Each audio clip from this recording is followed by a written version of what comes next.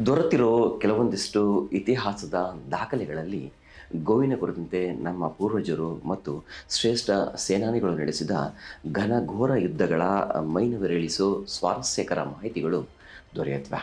ಗೋವಿಗಾಗಿ ತಮ್ಮ ಪ್ರಾಣವನ್ನೇ ಅರ್ಪಿಸಿದ ವೀರ ಗೋಭಕ್ತರ ಕಥಾ ಪುಂಜವೇ ಕಣ್ಮುಂದೆ ತೆರೆದುಕೊಳ್ಳುತ್ತೆ. ಭರತ ಖಂಡವನ್ನಾಳಿದ ಬಹುತೇಕ ರಾಜವಂಶಜರ ಗೋವಿನ ನಿಷ್ಠೆ ಜಗಜ್ಜಾಹೀರಾಗುತ್ತೆ.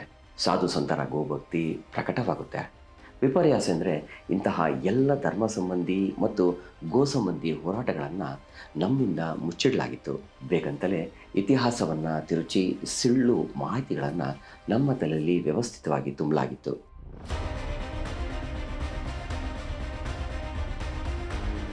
ಇಂತಹ ಪವಿತ್ರ ಪ್ರಾಣಿಯ ಉಳಿವಿಗಾಗಿ ಈ ಭೂಮಿ ಕೆಲವು ಶತಮಾನಗಳಷ್ಟು ದೀರ್ಘವಾದ ಮತ್ತು ಲೆಕ್ಕವಿಲ್ಲದಷ್ಟು ಅವಿರತ ಹೋರಾಟಗಳನ್ನು ಕಂಡಿರೋದನ್ನು ಬೇಕಂತಲೇ ಮರೆಮಾಚಲಾಗಿತ್ತು. ಗೋವನ್ನು ತಾಯಿ ಸಮಾನ ನೋಡುತ್ತಿದ್ದ ಬಹುತೇಕ ರಾಜವಂಶಜರಲ್ಲಿ ಮತ್ತು ಸಮುದಾಯಗಳಲ್ಲಿ ಮರಾಠರು ಮೊದಲಿಗರಾಗಿದ್ದುದು ದಾಖಲೆಗಳಿಂದ ಸ್ಪಷ್ಟವಾಗುತ್ತೆ. ಇವರುಗಳು ಗೋಹಂತಕರಿಗೆ ಅಹಿಂಸೆಯ ಮೂಲಕವೇ ಉತ್ತರ ನೀಡುತ್ತಿದ್ದ ಇತಿಹಾಸ ಮತ್ತೊಮ್ಮೆ ಮರುಕಳಿಸಲಿ ಅನಿಸುತ್ತೆ. 17 ಮತ್ತು 18ನೇ ಶತಮಾನದ ಅಂತ್ಯದವರೆಗೆ ಮರಾಠ ಸಾಮ್ರಾಜ್ಯದ ಯಾವುದೇ ಧಾರ್ಮಿಕ ನಂಬಿಕೆಗಳನ್ನು ಲೆಕ್ಕಿಸದೆ ಎಲ್ಲ ಸಂಪ್ರದಾಯಸ್ಥರನ್ನು ಒಳಗೊಂಡಿತ್ತು. ಮುಸ್ಲಿಮರು, ಜೈನರು ಮತ್ತು ಪಾರ್ಸಿಗಳಂತಹ ಧಾರ್ಮಿಕ ಅಲ್ಪಸಂಖ್ಯಾತರಿಗೆ ಉದ್ಯೋಗ ಸೇರಿದಂತೆ ಇತರೆ ಎಲ್ಲ ಧಾರ್ಮಿಕ ಸೇವೆ ಹಾಗೂ ಹಕ್ಕು ಬಾಧ್ಯತೆಗಳನ್ನು ನೀಡಿತ್ತು. ಇದರೊಂದಿಗೆ ಆನುವಂಶಿಕವಾಗಿ ಆರ್ಥಿಕ ಅನುದಾನದ ಸಹಾಯವನ್ನೂ ಸಹ ನೀಡಿತ್ತು. ಇನ್ನು ಕೆಲವೊಮ್ಮೆ ಪೂಜಾ ಸ್ಥಳಗಳನ್ನು ಕಟ್ಟಿಕೊಳ್ಳೋಕೆ ಅನುಮತಿಯನ್ನಷ್ಟೇ ಅಲ್ಲದೆ ಹಣ ಸಹಾಯವನ್ನೂ ಸಹ ನೀಡಿತು.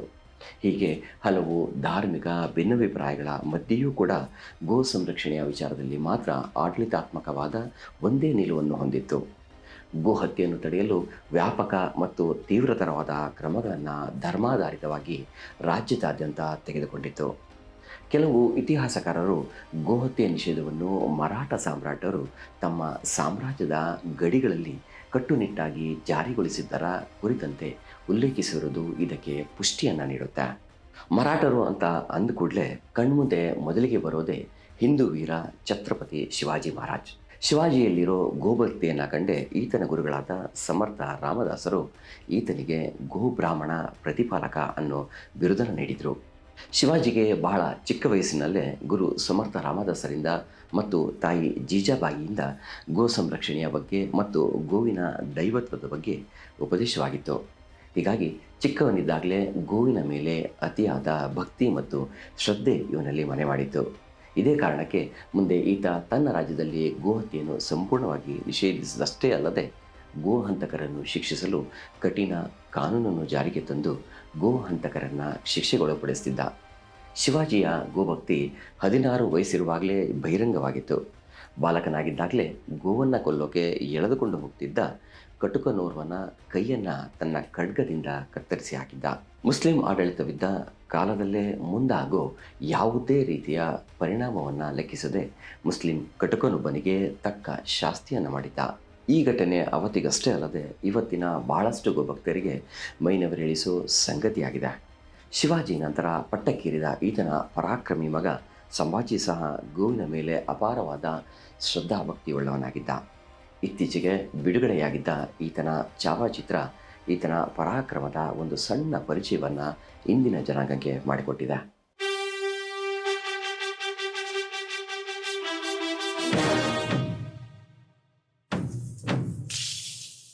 ಇಂತಹ ಮಹಾನ್ ಪರಾಕ್ರಮಿ ತನ್ನ ರಾಜಾಡಳಿತ ಅವಧಿಯಲ್ಲಿ ಗೋಹಂತಕರಿಗೆ ಕಠಿಣಾತಿ ಕಠಿಣ ಶಿಕ್ಷೆಯನ್ನು ವಿಧಿಸುತ್ತಿದ್ದ ಅನ್ನೋದನ್ನು ದಾಖಲೆಗಳು ಹೇಳುತ್ತವೆ. ಬಹುಶಃ ಗೋಹತ್ಯೆ ಮಾಡಿದವರಿಗೆ ಈತನಷ್ಟು ಕ್ರೂರ ಶಿಕ್ಷೆ ಯಾವುದೇ ಒಬ್ಬ ರಾಜ ಇಲ್ಲಿವರೆಗೂ ನೀಡುತ್ತಿದ್ದ ಉದಾಹರಣೆ ಕಂಡುಬಂದಿಲ್ಲ. 1683ರಲ್ಲಿ ಗೋವನ್ನು ಕೊಂದಿದ್ದಕ್ಕಾಗಿ ಮುಸ್ಲಿಂ ಕಟುಕನೊಬ್ಬನನ್ನು ಈತ ಗಲ್ಲಿಗೇರಿಸಿದ್ದ. ಪುಣೆಯಲ್ಲಿ ಗೋವನ್ನು ಕೊಂದು ಅದರ ಮಾಂಸವನ್ನು ಮಾರಾಟ ಮಾಡ್ತಿದ್ದ ಇಬ್ಬರು ಮುಸ್ಲಿಂ ಕಟುಕರನ್ನು ಸಾರ್ವಜನಿಕವಾಗಿ ಗಲ್ಲಿಗೇರಿಸಿದ್ದ. ಅದೇ ಅಪರಾಧದಲ್ಲಿ ಭಾಗಿಯಾಗಿದ್ದ ಇನ್ನೊಬ್ಬ ಕಟುಕನ ಕೈ ಮತ್ತು ಕಾಲುಗಳನ್ನು ಕತ್ತರಿಸಿ ಹಾಕಿದ್ದ. ಇನ್ನು ಗೋವಿನ ಮಾಂಸವನ್ನು ಕೊಂಡುಕೊಂಡ ಮುಸ್ಲಿಂ ವ್ಯಕ್ತಿಯೊಬ್ಬನಿಗೆ ದೊಡ್ಡ ದಂಡವನ್ನು ವಿಧಿಸಿದ್ದ. ಇವನಷ್ಟೇ ಅಲ್ಲದೆ ಬಹುತೇಕ ಎಲ್ಲ ಮರಾಠ ರಾಜರುಗಳು ಗೋವಿನ ರಕ್ಷಣೆಗೆ ಟೊಂಕ ಕಟ್ಟಿ ನಿಂತಿದ್ದನ್ನು ಇತಿಹಾಸ ಸ್ಪಷ್ಟಪಡಿಸುತ್ತೆ. 1760ರಲ್ಲಿ ಗೋವನ್ನು ಕೊಂದ ಕಟುಕನೊಬ್ಬನಿಂದ ಸಾಧಾರಣ ದಂಡ ಕಟ್ಟಿಸಿಕೊಂಡು ಆತನನ್ನು ಓಡಾಡೋಕೆ ಬಿಟ್ಟಿದ್ದ ಕಾಜಿಯೊಬ್ಬನಿಗೆ ಅಂದಿನ ಮರಾಠ ರಾಜನಾಗಿದ್ದ ಪೇಶ್ವೆ ಕಠಿಣ ಶಿಕ್ಷೆ ವಿಧಿಸಿದ್ದ. 1793ರಲ್ಲಿ ಎರಡನೇ ಪೇಶ್ವೆ ಮಾಧವರಾವ್ ಹೊಸದಾಗಿ ಸಾಮ್ರಾಜ್ಯದೊಳಗೆ ಬಂದಿದ್ದ 3 ಮುಸ್ಲಿಮರು ಗೋವೊಂದನ್ನು ಕೊಂದಿದ್ದಕ್ಕಾಗಿ ಅವರುಗಳ ಬಲಗೆಗಳನ್ನು ಕತ್ತರಿಸಿ ಹಾಕೋಕೆ ಆದೇಶ ನೀಡಿದ್ದ.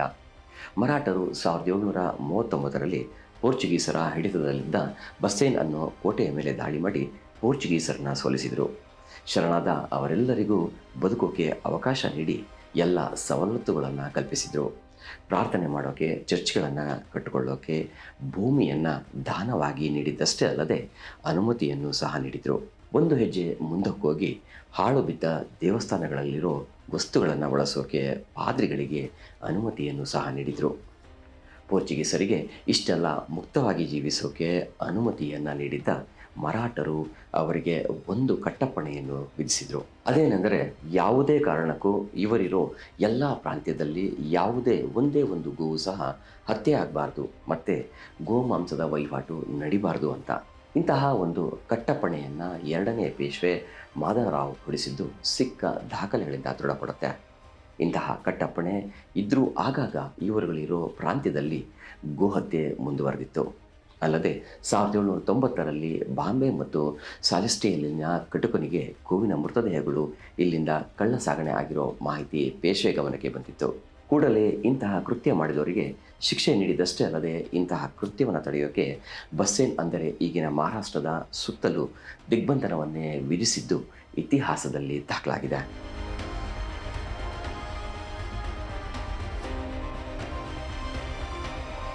ಮತ್ತೊಂದು ಗೋವಿನ ಕುರಿತಾದ ಮಾಹಿತಿಯೊಂದಿಗೆ ನಿಮ್ಮನ್ನು ಮುಂದಿನ ಎಪಿಸೋಡಲ್ಲಿ ಭೇಟಿಯಾಗ್ತೀನಿ.